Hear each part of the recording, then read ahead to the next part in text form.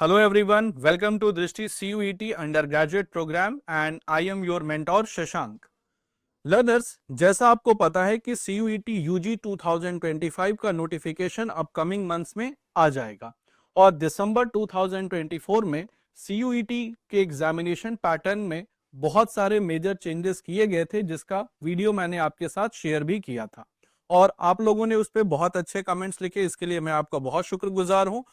दोस्तों, कई सारे स्टूडेंट्स का कुछ और भी कंसर्न्स था कि सर हम लोग सीयूईटी एग्जामिनेशन की तैयारी स्टार्ट कर रहे हैं या फिर हमें अपकमिंग ईयर्स में सीयूईटी एग्जामिनेशन लिखना है, तो क्या इस सीयूईटी एग्जामिनेशन का पैटर्न है, किस तरीके से एग्जामिनेशन होता है, तो उन सब के बारे में हमें एक बार अपडेट कर दीजिए। तो ये कई सारे स्टूडेंट्स का कंसर्न आया और स्पेशली कुछ ऐसे भी स्टूडेंट्स थे जो इस साल बैठने वाले हैं यानी 2025 में अपीयर करेंगे, लेकिन अभी तक उन्होंने बहुत अच्छे से इस एग्जामिनेशन पैटर्न को नहीं समझा है। तो आई थॉट कि एक वीडियो के जरिए ही आपके सारे क्वेरीज और कंसर्न्स का एक प्रॉपर और फीजिबल सॉल्यूशन करते हैं।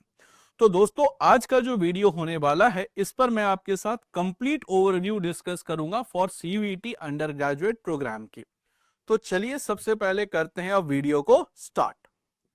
सबसे पहले दोस्तों मैं आपको बिल्कुल बेसिक से लेकर के चलूंगा। तो सबसे पहले आखिर ये सीयूईटी एग्जामिनेशन क्या है इसको समझ लेते हैं। देखो, सीयूईटी का फुल फॉर्म होता है कॉमन यूनिवर्सिटी एंट्रेंस टेस्ट। तो फुल फॉर्म है कॉमन यूनिवर्सिटी एंट्रेंस टेस्ट और यहां पर मैं बात करूंगा अंडर ग्रेजुएट प्रोग्राम की। वैसे सीयूईटी पीजी का भी एग्जाम लेता है और यूजी का भी एग्जाम लेता है, लेकिन मैं इस वीडियो में बात कर रहा हूं सीयूईटी अंडर ग्रेजुएट प्रोग्राम की। तो सीयूईटी का फुल फॉर्म है कॉमन यूनिवर्सिटी एंट्रेंस टेस्ट और ये दोस्तों एक एंट्रेंस टेस्ट है that is conducted for admission into undergraduate programs of various central universities, state universities, private universities, deemed universities, autonomous institution across the India. यानी दोस्तों ये एक ऐसा कॉमन एंट्रेंस टेस्ट है जिससे इंडिया की डिफरेंट यूनिवर्सिटीज, चाहे वो सेंट्रल यूनिवर्सिटी हो, स्टेट यूनिवर्सिटी हो, प्राइवेट यूनिवर्सिटी हो, डीम्ड इंस्टीट्यूशन हो, वो अपने अंडर ग्रेजुएट प्रोग्राम में स्टूडेंट्स एडमिशन लेती है through common university entrance test के जरिए। अब दोस्तों सीयूईटी का तो ये तो समझ में आ गया कि कॉमन एंट्रेंस टेस्ट है। अब दोस्तों इस कॉमन एंट्रेंस टेस्ट की जरूरत ही क्यों पड़ी? तो it is designed to provide a common platform for the students applying into multiple universities, reducing the need to appear in multiple entrance test. अब दोस्तों जैसे आप क्लास 12th कंप्लीट करते हैं उसके बाद आपको ग्रेजुएशन करना होता है और जब ग्रेजुएशन करने के दौरान आप आते हैं तो आप मल्टीपल यूनिवर्सिटीज में अप्लाई करते हैं, मल्टीपल यूनिवर्सिटीज के फॉर्म फिल करते हैं जिसके लिए आप फी पे करते हैं और साथ ही साथ दोस्तों मल्टीपल यूनिवर्सिटी के एंट्रेंस टेस्ट लिखते हैं जो भारत के अलग अलग शहरों में कंडक्ट होते हैं और उन शहरों में जाकर के पहले आपको देना होता था। अब दोस्तों सीयूईटी के आने से हो गया है सबसे आसान कि अब आपको मल्टीपल यूनिवर्सिटीज के लिए अलग अलग फॉर्म सबके लिए इंडिविजुअली अप्लाई नहीं करना होगा और इंडिविजुअली सभी के लिए एंट्रेंस टेस्ट जाने भारत के मल्टीपल शहरों में नहीं जाना होगा। तो दोस्तों अगर आप अपने शहर से भी डायरेक्टली मल्टीपल यूनिवर्सिटी में अप्लाई कर सकते हैं और मल्टीपल यूनिवर्सिटीज के एंट्रेंस टेस्ट को दे सकते हैं, यानी एक एग्जाम के जरिए आप भारत के मल्टीपल यूनिवर्सिटीज में एडमिशन लेने और डिजायर्ड कोर्स में एनरोल होने के लिए एलिजिबल हो सकते हैं। अब ये एग्जामिनेशन है तो कंडक्ट कौन कराता है? तो कंडक्ट कराता है नेशनल टेस्टिंग एजेंसी जिसको आप एनटीए कहते हो और ये काम करता है किस मंत्रालय के अंतर्गत? तो मिनिस्ट्री ऑफ एजुकेशन। तो जो एनटीए है that works under ministry of education, तो शिक्षा मंत्रालय के अधीन काम करता है। मिनिस्ट्री ऑफ एजुकेशन के अंतर्गत एनटीए काम करता है जो सीयूईटी एग्जामिनेशन को कंडक्ट करता है। तो ये तो दोस्तों बात हो गई इंट्रोडक्शन ऑफ सीयूईटी की, आखिर सीयूईटी है क्या। अब बात करते हैं दोस्तों की डिटेल्स अबाउट सीयूईटी, यानी जो इसकी इंपॉर्टेंट डिटेल्स हैं। सबसे पहले दोस्तों सीयूईटी का पर्पस क्या है, भाई इसको लाया ही क्यों गया? तो दोस्तों ये प्राइमरली एम किया गया था providing a single standardized entrance test for undergraduate admission into various universities. तो मल्टीपल यूनिवर्सिटीज के लिए आपको अप्लाई करने के लिए मल्टीपल फॉर्म्स ना फिल करना पड़े, मल्टीपल एंट्रेंस टेस्ट ना देना पड़े, तो एक ही एंट्रेंस टेस्ट से आप मल्टीपल यूनिवर्सिटी के लिए अप्लाई हो सके, अप्लाई कर सके और मल्टीपल यूनिवर्सिटीज के लिए अलग अलग शहरों में ना जाते हुए अपने ही शहर से टेस्ट लिखें और एडमिशन ले सकें, इसके लिए CUET स्टार्ट किया गया। अब इसकी एलिजिबिलिटी क्या है भाई, कौन एलिजिबल है? तो इसके लिए जो क्वालिफिकेशन चाहिए दोस्तों, must have passed class 12th examination और an equivalent from recognised board. तो यहां दोस्तों कोई परसेंटेज कैप नहीं रखा गया है कि मिनिमम 55 होना चाहिए, 50 होना चाहिए, 60% होना चाहिए, ऐसा कोई परसेंटेज कैप नहीं है। अगर आप क्लास 12th किसी रिकॉग्नाइज्ड बोर्ड से पास हैं तो आप CUET एग्जामिनेशन लिखने के एलिजिबल हैं। लेकिन ध्यान रखिएगा कि कुछ यूनिवर्सिटीज प्लस कुछ कोर्सेज में आपका मिनिमम एलिजिबिलिटी सेट किया जा सकता है। तो द एलिजिबिलिटी क्राइटेरिया में slightly based on specific requirements of each participating university, यानी कुछ ऐसी भी भारत में यूनिवर्सिटीज हो सकती हैं जो अपने कुछ कोर्सेज में कुछ परसेंटेज कैप रख दें। जैसे फॉर एग्जांपल कि कोई यूनिवर्सिटी ने कर दिया कि अगर आपको इस पर्टिकुलर कोर्स में एडमिशन चाहिए तो मिनिमम 60% आपको क्लास 12th में होना चाहिए या मिनिमम 55% होना चाहिए। तो इस तरीके का कुछ परसेंटेज कैप भी सेट किया जा सकता है एज अ क्वालिफिकेशन। तो वो डिपेंड करेगा university to university, but overall जो qualification which is needed that is class 12th pass होना चाहिए, बस इतना, कोई परसेंटेज कैप नहीं। फिर से बता दूं कि कुछ यूनिवर्सिटीज अपने कुछ कोर्सेज के लिए कुछ परसेंटेज कैप रख सकती है, that will vary from university to university. Next दोस्तों इसकी बात करते हैं कि जो एग्जामिनेशन स्ट्रक्चर क्या है, कि भाई एग्जामिनेशन होना कैसे है। The exam is design to test a candidates knowledge in various areas such as language proficiency, general awareness, reasoning, subject specific knowledge. यानी यहां पर लैंग्वेज का भी टेस्ट होगा, जनरल अवेयरनेस यानी GK plus current affairs, then reasoning, mathematics plus subject specific knowledge का test आपका होना है। अब दोस्तों ये टेस्ट होगा किस तरीके से उसको समझो। सबसे पहले दोस्तों ये टेस्ट होगा, सबसे पहले ये जो पूरा का पूरा CUET है ये 3 हिस्सों में डिवाइडेड है। पहला हिस्सा है लैंग्वेज का। तो पहला है दोस्तों language. Candidate has option to choose one of the languages from the list of the languages. जैसे दोस्तों एक लिस्ट ऑफ द लैंग्वेजेस है और इस बार जो नंबर ऑफ लैंग्वेज जिसमें आप टेस्ट पेपर आपको मिलेगा प्लस जो आप टेस्ट लिख सकते हैं एज अ लैंग्वेज प्रोफिशिएंसी वो है टोटल 13। तो इस बार टोटल 13 लैंग्वेजेस हैं जिसमें से कोई भी एक लैंग्वेज आप चूज कर सकते हैं। तो कोई भी एक लैंग्वेज वो अपनी मन से आप चूज कर सकते हैं। देखा जाता है दोस्तों मैक्सिमम अच्छे कोर्सेज में इंग्लिश को प्रायोरिटी दी जाती है कि लैंग्वेज में आपने इंग्लिश का एग्जाम लिखा हो। तो मैक्सिमम अच्छे इलीट कोर्सेज में, इलीट यूनिवर्सिटीज में ये डिमांड की जाती है कि लैंग्वेज सेक्शन में आपने इंग्लिश चुना हो। वैसे यहाँ 13 लैंग्वेजेस का ऑप्शन होता है, कोई भी आप चुन सकते हैं, लेकिन अच्छे कोर्सेज के लिए अच्छी यूनिवर्सिटी ने इंग्लिश को यूज कर रखा है कि भाई लैंग्वेज में आपको इंग्लिश का पेपर देना कंपलसरी है। इसके अलावा दोस्तों नेक्स्ट है डोमेन स्पेसिफिक। डोमेन स्पेसिफिक दोस्तों वो सब्जेक्ट है जिसमें आप ग्रेजुएशन करने में इंटरेस्टेड है, यानी the candidates can domain specific subject depending upon their desired under graduate courses. तो कैंडिडेट जो है वो अपना डोमेन स्पेसिफिक चूज कर सकता है जिसमें वो अंडर ग्रेजुएट प्रोग्राम करना चाहता है। और इसमें जो सब्जेक्ट्स हैं, फिजिक्स है, केमिस्ट्री है, बायो है, मैथमेटिक्स है, इकोनॉमिक्स है, हिस्ट्री है, पॉलिटिकल साइंस है और काफी सारे हैं। और इस बार जो number of domain subjects available हैं वो है टोटल 23। तो 23 डोमेन सब्जेक्ट्स अवेलेबल हैं plus general test. General test दोस्तों जीटी में लेवल क्या होगा, तो जीटी में दोस्तों 3 सेक्शन आते हैं। एक तो जनरल नॉलेज है, लॉजिकल रीजनिंग है, न्यूमेरिकल एबिलिटी है और करेंट अफेयर्स है। इसी में static GK plus current affairs होता है। तो इसी में आपका स्टैटिक जीके यानी आप इसको सोशल साइंस कह सकते हैं प्लस करेंट अफेयर्स आता है, प्लस करेंट अफेयर्स आएगा। तो सोशल साइंस जिसमें आपका हिस्ट्री है, पॉलिटी है, ज्योग्राफी है, साइंस है, बेसिक साइंस है, वो हो गया, इकोनॉमिक्स है, प्लस करंट अफेयर से सेक्शन होते हैं। अब दोस्तों यहां पर कितने क्वेश्चंस होंगे, सबसे बड़ा तो प्रश्न ये है कि दोस्तों इस बार जो चेंजेस सजेस्ट किए गए हैं CUET यूजी प्रोग्राम में कि एक कैंडिडेट मैक्सिमम 5 सब्जेक्ट ऑप्ट कर सकता है इंक्लूडिंग जीटी एंड लैंग्वेज। तो कैंडिडेट मैक्सिमम 5 सब्जेक्ट्स ऑप्ट कर सकता है, इंक्लूडिंग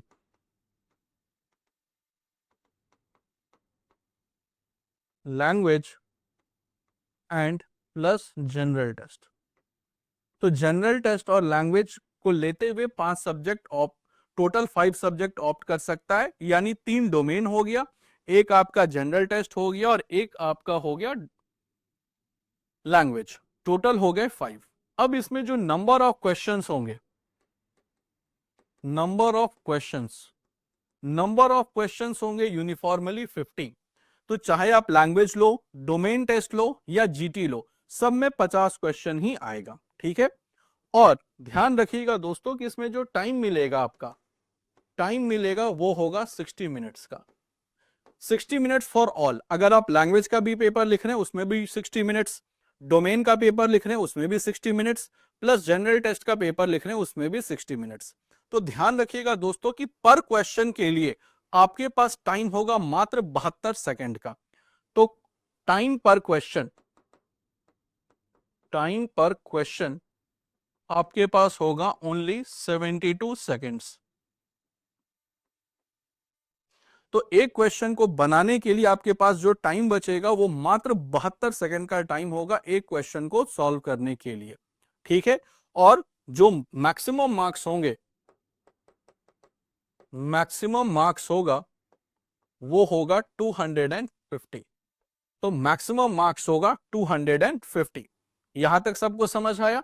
तो यहां पर मैंने आपको बता दिया कि लैंग्वेज कितने हैं इस बार, तो 13 है। डोमेन स्पेसिफिक सब्जेक्ट कितने हैं, तो 23 है। और एक होगा आपका जनरल टेस्ट। और एक कैंडिडेट मैक्सिमम 5 सब्जेक्ट ऑप्ट कर सकता है, including language plus general test. यानी कम से कम मैक्सिमम आप 3 डोमेन ले सकते हैं, एक लैंग्वेज और एक जनरल टेस्ट, मिलाकर हो गया 5। नंबर ऑफ क्वेश्चंस होंगे 50। टाइम होगा 60 मिनट्स सारे टेस्ट्स के लिए। टाइम पर क्वेश्चन आपके पास मात्र 72 सेकंड का होगा और मैक्सिमम मार्क्स होगा 250 का हर पेपर का। जैसे लैंग्वेज 250, डोमेन स्पेसिफिक में जो सब्जेक्ट्स हैं वो 250 के होंगे, जनरल टेस्ट भी 250 का होगा। आई होप ये बात सबको समझ आ गई होगी। अब दोस्तों बात करते हैं मोड ऑफ द एग्जामिनेशन कि भाई एग्जामिनेशन होगा कैसे। अब जो 2024 का एग्जामिनेशन हुआ था दोस्तों, वो हुआ था हाइब्रिड मोड पर, यानी पेन पेपर प्लस सीबीटी। लेकिन 2025 का जो सीयूईटी होगा, सीयूईटी यूजी जो 2025 में है, वो किस फॉर्म में होगा? तो ध्यान रखिएगा कि वो सिर्फ होगा सीबीटी मोड पर, यानी ये होगा सिर्फ सीबीटी मोड, यानी कंप्यूटर बेस्ड टेस्ट होगा। तो 2025 का जो होगा वो होगा कंप्यूटर बेस्ड टेस्ट, यानी आप सीधा सीधा इसको आप समझ सकते हो कि पेपर होगा ऑनलाइन मोड पर, यानी कंप्यूटर बेस्ड टेस्ट होगा। अब दोस्तों मार्किंग स्कीम क्या है? मार्किंग स्कीम है कि जो सीयूईटी का पेपर होगा अंडर ग्रेजुएट प्रोग्राम का, वो ध्यान रखिएगा कि यूज करेगा एमसीक्यू फॉर्मेट पे। तो ये पेपर होगा मल्टीपल चॉइस क्वेश्चन, एक ऑप क्वेश्चन प्लस 4 ऑप्शन। तो कई जगह पर आपको कोई स्टूडेंट्स को कंफ्यूजन में हो रहा होगा, सर 5वां ऑप्शन तो नहीं है? नहीं। तो ध्यान रखिएगा कि इसमें जो ऑप्शंस होंगे वो आपके पास 4 होंगे। तो 4 ऑप्शन पर ही आपका पेपर होगा, ऑप्शन 5 नहीं 4 ही होगा। इसके बाद दोस्तों एवरी करेक्ट आंसर, हर करेक्ट आंसर पर आपको मिलेंगे 5 मार्क्स। और जो नंबर ऑफ क्वेश्चंस मैंने आपको बताया, था वो होंगे 50। तो for every correct answer +5, for every incorrect answer -1 और फॉर नो आंसर 0। यानी अगर आपने एक क्वेश्चन सही किया तो 5 नंबर मिलेंगे, एक क्वेश्चन गलत किया तो जो भी आपका टोटल है उसमें से एक नंबर कम हो जाएगा। और अगर आपने कोई क्वेश्चन को अटेम्प्ट किया ही नहीं तो उसके कोई मार्क्स कटेंगे नहीं। तो ये आपका मार्किंग स्कीम है, 4 ऑप्शन पर ही पेपर होना है। तो ये मार्किंग स्कीम है, यानी आपका 50 क्वेश्चन 5 मार्क्स, यानी टोटल हो गया 250 नंबर का पेपर। अब बात करते हैं दोस्तों सिलेबस क्या है। सिलेबस दोस्तों बहुत सिंपल है। तो जो सिलेबस है सीयूईटी यूजी एग्जामिनेशन का, वो है NCERT curriculum for class 12th। तो क्लास 12th का एनसीईआरटी का जो करिकुलम है उसी पर आपका एग्जामिनेशन बेस्ड होगा, with additional knowledge on the focus of general knowledge, logical reasoning and quantitative aptitude. ये आपका जनरल एप्टीट्यूड टेस्ट, जिसको आप जीटी कहते हैं, जनरल टेस्ट कहते हैं, उसके लिए इंपॉर्टेंट है। तो जो जनरल टेस्ट आपका होगा, जनरल टेस्ट जो आपका जीटी है, उसमें 3 सेक्शन आते हैं, जो है आपका जनरल नॉलेज, लॉजिकल रीजनिंग और क्वांटिटेटिव एप्टीट्यूड। ये आपके जनरल टेस्ट का सिलेबस सब्जेक्ट है। तो नॉर्मली क्लास 12th के बेसिस पर एग्जामिनेशन होता है, जो एनसीईआरटी का करिकुलम है उसी के बेसिस पर। प्लस जब आप जीटी लिखते हैं तो 3 सब्जेक्ट आपको एक्स्ट्रा पढ़ने पड़ेंगे, जो कि आपका current affairs on static GK, जिसमें सोशल साइंसेस भी आ जाएगा, प्लस आपका लॉजिकल रीजनिंग है और क्वांटिटेटिव एप्टीट्यूड है। तो आई होप दोस्तों ये बात सबको समझ में आ गई होगी, जो सिलेबस क्या है। अब दोस्तों बात करते हैं कि एप्लीकेशन प्रोसेस कैसे होगा। ध्यान रखिएगा, एप्लीकेशन फिल होगा ऑनलाइन। तो जो एप्लीकेशन फिल होगा वो ऑनलाइन है। तो सबसे पहले आपको ऑनलाइन रजिस्ट्रेशन कराना होगा, और वो होगा एनटीए की वेबसाइट पर। एनटीए की वेबसाइट पर आप जाओगे तो इसमें आपको पर्सनल डिटेल्स फिल करने होंगे, एग्जामिनेशन सेंटर सेलेक्ट करना होगा, अपलोड करना होगा नेसेसरी डॉक्यूमेंट लाइक आपका फोटोग्राफ, सिग्नेचर, ये सारी चीजें। और फोटोग्राफ, अब कलर फोटोग्राफी अपलोड होता है, ब्लैक एंड व्हाइट तो होता नहीं। तो आपको कलर फोटोग्राफ कितने डायमेंशन का अपलोड करना है, वो सारी चीजें आपके नोट, आपके इंफॉर्मेशन बुलेटिन में लिखा होगा। तो ये सारी चीजें आपको ऑनलाइन अपलोड भी करना होगा, फॉर्म फिल होगा ऑनलाइन। इसके बाद जब दोस्तों जब लास्ट डेट कंप्लीट हो जाएगा तो फिर एडमिट कार्ड आएगा। एडमिट कार्ड जब एप्लीकेशन प्रोसेस कंप्लीट हो जाएगा तो उसके बाद एडमिट कार्ड आना शुरू होता है। और ध्यान रखिएगा कि एडमिट कार्ड आप डाउनलोड कर सकते हैं फ्रॉम ऑफिशियल वेबसाइट। तो एडमिट कार्ड भी आप एनटीए की ऑफिशियल वेबसाइट से ही डाउनलोड करोगे। इसके बाद दोस्तों एग्जामिनेशन कंडक्ट होता है, और एग्जामिनेशन कंडक्ट होने के बाद रिजल्ट्स आएगा, और रिजल्ट में आपको मिलेगा क्या, तो आपका स्कोर कार्ड। तो ध्यान रखिएगा कि रिजल्ट जब डिक्लेयर होगा तो जैसे एग्जामिनेशन ओवर हो जाएगा उसके कुछ वीक्स के अंदर फिर रिजल्ट आएगा। पार्टिसिपेटिंग यूनिवर्सिटीज फिर अपना शॉर्टलिस्ट करेंगे, और यहां पर आपको मिलेगा स्कोर कार्ड। तो यहाँ दोस्तों आपका स्कोर कार्ड आएगा, जिसमें आपके मैक्सिमम मार्क्स, आपने कितने मार्क्स लाए हैं, वो सारी की सारी चीजें उसमें प्रॉपरली मेंशन होंगी। तो ध्यान रखिएगा, एप्लीकेशन प्रोसेस के बाद जो स्कोर कार्ड आता है, फाइनली रिजल्ट डिक्लेरेशन के बाद इसमें स्कोर कार्ड मिलेगा, उसी के बेसिस पर यूनिवर्सिटी शॉर्टलिस्ट करती हैं।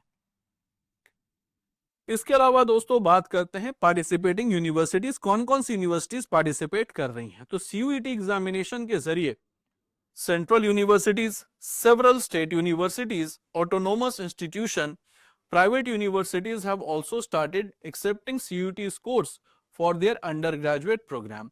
और दोस्तों बात करें 2024 की, तो 283 यूनिवर्सिटीज ने पार्टिसिपेट किया था, जो कि ऑफिशियल डेटा है एनटीए का, कि जो 2024 का एग्जामिनेशन हुआ था उसमें 283 यूनिवर्सिटीज ने पार्टिसिपेट किया था इन सीयूईटी यूजी प्रोग्राम।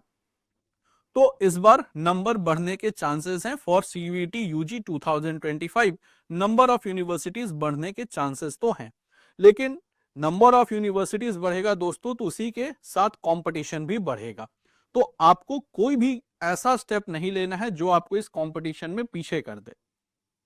तो कभी भी किसी भी एग्जाम को हल्के में मत लीजिएगा। इसके बाद दोस्तों बात करते हैं कि आखिर ये सीयूईटी के आने से बेनिफिट्स क्या है।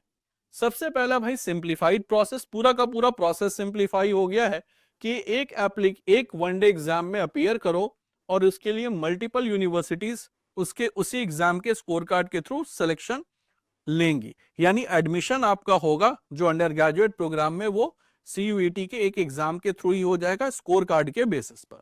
तो प्रोसेस सिंप्लीफाई है, लेवल प्लेइंग फील्ड आपका है। जैसे आप देखते हो दोस्तों कि कई सारी यूनिवर्सिटीज हैं या स्टेट बोर्ड्स हैं, वहां पर आपको मार्क्स बहुत ज्यादा नहीं मिल पाता क्लास 12th के स्टूडेंट्स को, तो बस स्ट्रिक्ट चेकिंग होता है, उनके अपने रूल्स एंड प्रोसेस हैं। तो भारत में ऐसे कई स्टेट बोर्ड्स हैं जहां पर स्टूडेंट्स तो बहुत टैलेंटेड हैं, लेकिन मार्क्स उनको नहीं मिलते हैं, और इस वजह से वो इंडिया की लीडिंग यूनिवर्सिटीज में एडमिशन नहीं ले पाते, जबकि मेरिट में कोई कमी नहीं होती। अब सबके लिए लेवल प्लेइंग फील्ड है कि भाई ओपन अरीना है, टेस्ट में परफॉर्म करो, अच्छी यूनिवर्सिटीज में एडमिशन लो, तो एक लेवल प्लेइंग फील्ड भी मिल गया है सारे स्टूडेंट्स को, क्योंकि यहाँ पर कोई मिनिमम एलिजिबिलिटी है नहीं।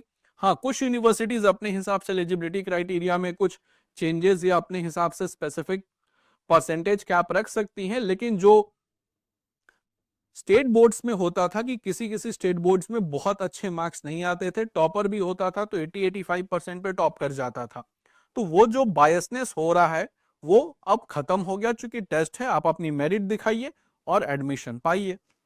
थर्ड है दोस्तों फ्लेक्सिबिलिटी। फ्लेक्सिबिलिटी में स्टूडेंट्स जो अप्लाई कर सकते हैं wide range of courses, whether in science, arts, commerce और interdisciplinary programmes.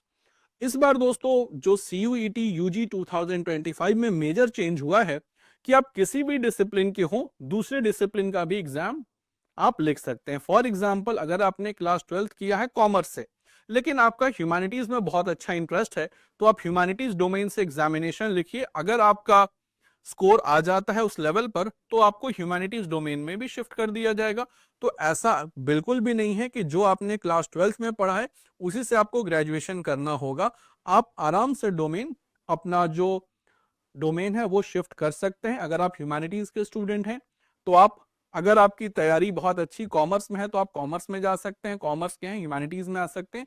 Same applies with the science stream as well.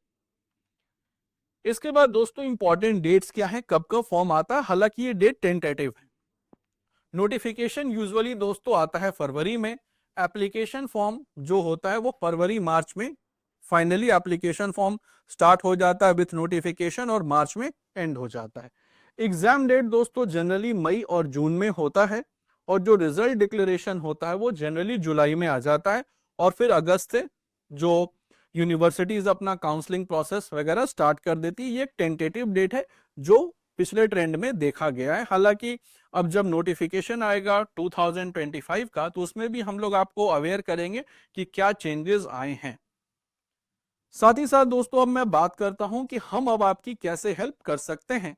तो दोस्तों general test, English language, Hindi language combo courses भी अवेलेबल हैं, general test plus English language के, और combo course भी available हैं general test plus Hindi भाषा के।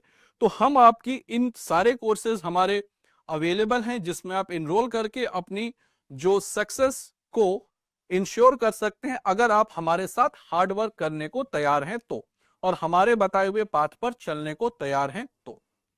साथ ही साथ दोस्तों अगर बात करें कि जो डोमेन्स हिंदी माध्यम में अवेलेबल हैं, जो कि स्टूडेंट्स कुछ लोग होते हैं जो हिंदी मीडियम में बहुत कंफर्टेबल होते हैं, तो जो डोमेन्स हमारे हिंदी माध्यम में अवेलेबल हैं वो है इतिहास, भूगोल, समाजशास्त्र, अर्थशास्त्र, राजनीति शास्त्र। ये 5 डोमेन्स अवेलेबल हैं हिंदी माध्यम में। इंग्लिश मीडियम में दोस्तों कौन कौन से डोमेन्स अवेलेबल हैं, वो है history, geography, political science, psychology, accountancy, economics, mathematics, business studies. तो ये 8 डोमेन अवेलेबल हैं इंग्लिश मीडियम में। तो दोस्तों आज के सेशन में बस इतना ही, और मैं उम्मीद करता हूं कि आपको जो चेंजेस हुए हैं CUET UG 2025 के लिए वो चेंजेस भी समझ में आ गए होंगे। उसके लिए मैंने अलग से भी वीडियो कर रखा है, आप उसे भी देख सकते हैं। साथ ही साथ किस तरीके से आप CUET का पैटर्न है, क्यों इस तरीके से पैटर्न किया गया, क्या इसके बेनिफिट्स हैं, उस सारी की सारी बातें मैंने आपके साथ डिस्कस की। तो मुझे उम्मीद है कि जो भी आपके मन में डाउट्स, क्वेरीज और कंफ्यूजन्स चल रहे होंगे रिलेटेड टू CUET एग्जामिनेशन, चाहे आप 2025 में अपीयर कर रहे हो या फिर आप अपकमिंग ईयर्स में अपीयर करने वाले हो, तो उनके मन में जो डाउट, क्वेरीज, कंफ्यूजन्स थे वो सारा का सारा क्लियर हो गया होगा। तो दोस्तों अगर आपका इसके अलावा भी कोई डाउट, क्वेरी बचता है या कोई आपके माइंड में चल रहा है, तो इस वीडियो के कमेंट बॉक्स में जरूर पिन कर दीजिएगा, पोस्ट करिएगा, मैं उसको पर्सनली आंसर कर दूंगा।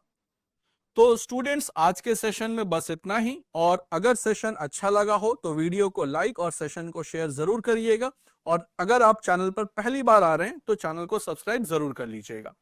तो that is all for the today. Let's meet in the next informative session. Till then, bye bye everyone, and do take good care of yourself.